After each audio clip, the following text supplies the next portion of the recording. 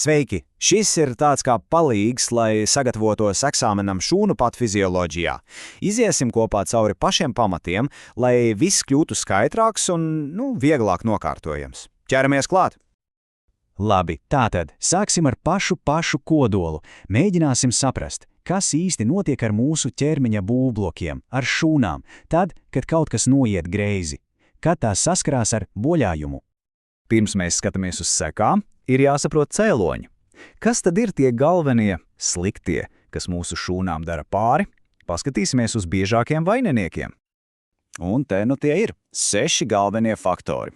Hipoksija – tas ir, kad trūkst skābekla. Brīvie radikāļi, dažādas indes, tā skaitā starp citu arī medikamenti, protams, infekcijas, imūnās sistēmas reakcijas un, visbeidzot, ģenētika. Būtībā viss šis saraksts rada šūnām pamatīgu stresu. Bet, ziniet, šūnas ir diezgan izturīgas. Tās uzreiz nemirst. Pirmais, ko tās mēģina darīt, ir adaptēties, pielāgoties jaunajiem apstākļiem. Un pirmais adaptācijas veids, ko apskatīsim, ir atrofija. Tātad sarukšana. Kas tad ir atrofija? Pavisam vienkārši šūna kļūst mazāka. Tā sarūk. Un loģiski, ja šūna sarūk, samazinās arī tās spēja veikt savu darbu, tātad samazinās funkcija. Ja šis process skar daudzas šūnas, tad jau sarūk viss orgāns. Un šis attēls to parāda vienkārši perfekti. Kreisajā pusē ir normālas, veselas smadzenes, bet paskatieties, kas notiek labajā pusē.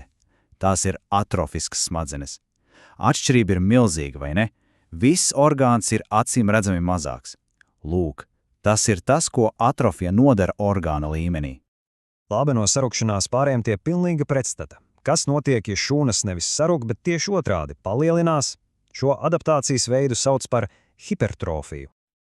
Un te, lūk, ir kaut kas ļoti svarīgs, ko atcerēties tieši eksāmenam.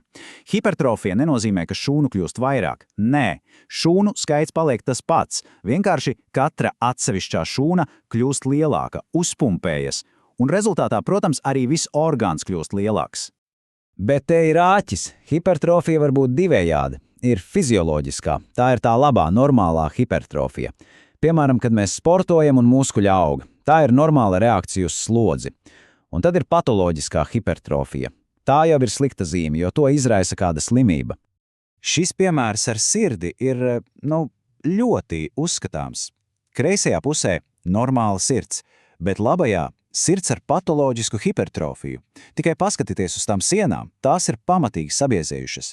Šāda sirds vairs nespēja normāli strādāt, un tas, protams, ir ļoti bīstami. Tīrs slimības process. Bet ko darīt, ja stress ir pārāk liels un šūna vairs nespēja adaptēties, ne sarukt, ne palielināties? Tad pienāk brīdis, kad ceļa atpakaļ vairs nav. Šūna iet bojā. Bet izrādās, ka pat nomirt var divos ļoti atšķirīgos veidos. Un šī šēma lieliski parāda šo izvēli. Te centrā ir normāla, laimīga šūna. Un no šī punkta te ir 2 ceļi. Viens ceļš pa kreisi ved uz nekrozi, otrs ceļš pa labi ved uz apoptozi. Apskatīsim abus. Sāksim ar apoptozi. To varētu saukt par tādu cēlu programmētu šūnas nāvi. Būtībā tā ir šūnas pašnāvība. Viss notiek ļoti kontrolēti, tīri, bez lieka haosa. Šūna pats saprot, ka ir laiks aiziet un izdara to tā, lai netraucētu kaimiņiem, tas ir neizraisot iekaisumu, un tad ir nekroze. Ja apoptoze bija pašnāvība, tad nekroze ir brutāla šūnas slepkavība. Tas vienmēr ir patoloģisks process, ko izraisa kāds ārējs, neatgriezenisks bojājums. Šis process ir nekārtīgs, haotisks, un tas atstāja aiz sevis pamatīgu postāžu. Un šis klīniskais attēls, lai arī nepatīkams, ļoti skaidri parāda, kā izskatās nekroze reālajā dzīvē. Šī audu atmiršana pirkstu galos, tā ir nekontrolēta, un tāpēc tā rada bojājumus arī apkārt. Tātad, lai nostiprinātu zināšanas eksāmenam, atceramies galveno. Apoptoze, plānota, fizioloģiska, tīra, tāda kā klusa aiziešana. Nekroze, izspiesta, patoloģiska un ļoti nekārtīga, tāda kā sprādziens. Labi, tagad ātris kopsavilkums. Iziesim cauri galvenajiem jēdzieniem vēlreiz, tādā kā zibatmiņas kartīču formātā. Ideāli, lai pēdējā brīdī atkārtotu pirms eksāmena. Tātad, pirmais. Atrofija. Vienā vārdā – sarukšana. Šūnas kļūst mazākas. Otrais – hipertrofija. Tieši pretējais – palielināšanās. Šūnas kļūst lielākas. Par hipertrofiju atceramies divus veidus – fizioloģiskā, tā ir normāla adaptācija kā sportā, un patoloģiskā to izraisa slimība, kā piemēram ar sirdi. Un visbeidzot, šūnas nāve, divi ceļi – apoptoze, programmēta pašnāvība, kas ir tīrs process, un nekroze, slepkavība, kas ir patoloģiska un rada hausu.